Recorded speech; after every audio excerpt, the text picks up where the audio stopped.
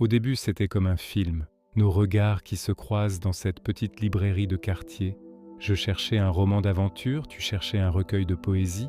On a ri en se bousculant maladroitement entre deux étagères. Ce jour-là, on a parlé pendant des heures, assis sur un banc public, oubliant le temps qui passait.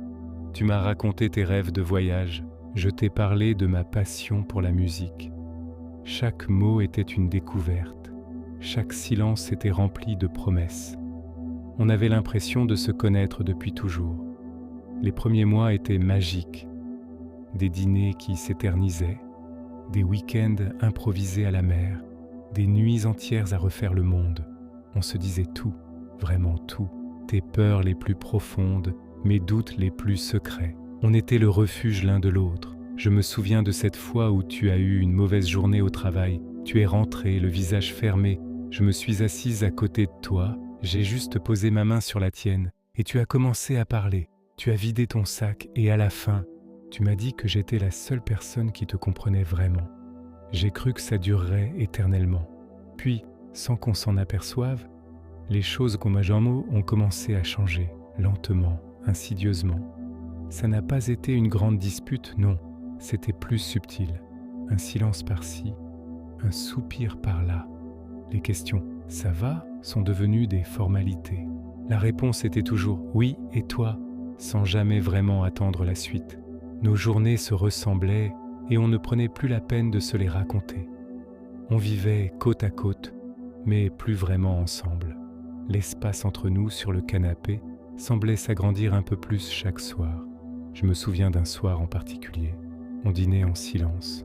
Le seul bruit était celui des fourchettes contre les assiettes. J'avais 1000 choses à te dire.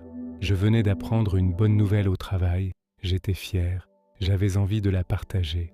Mais j'ai regardé ton visage et tu semblais si loin, absorbé par tes pensées ou peut-être juste par le vide.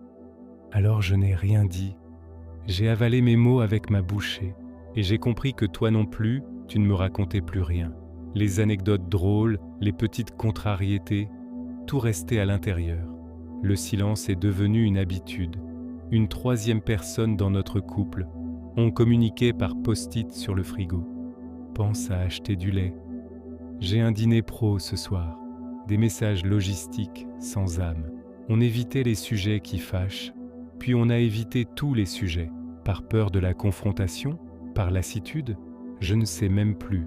On s'est mis à remplir le vide avec des écrans, la télé, les téléphones, les ordinateurs, chacun dans sa bulle, à quelques centimètres l'un de l'autre.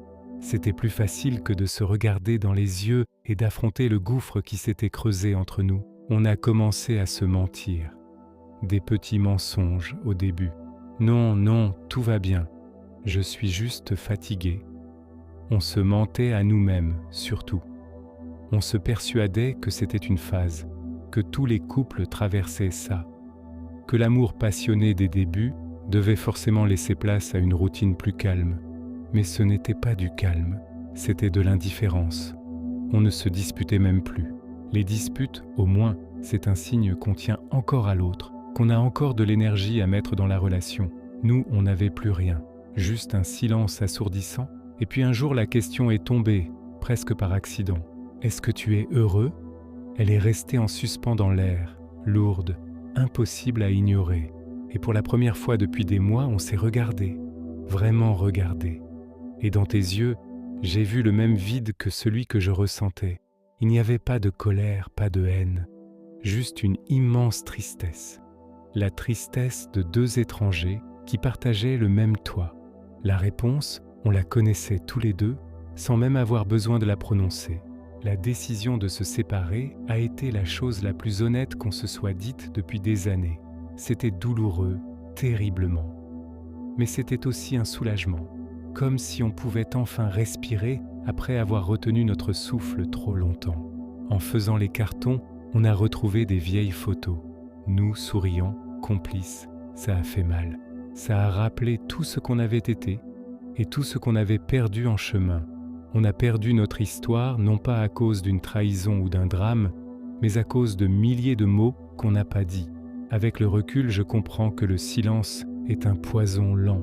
Il nous a isolés, il a tué notre intimité, Il a transformé notre amour en colocation. On a oublié que l'amour, ça s'entretient. Ça se nourrit de mots, d'attention, de vulnérabilité. Ça demande des efforts, de la communication, même quand c'est difficile. On a cru que l'amour du début suffirait à nous porter pour toujours, mais on s'est trompé. On a laissé la routine et le silence éteindre la flamme, petit à petit.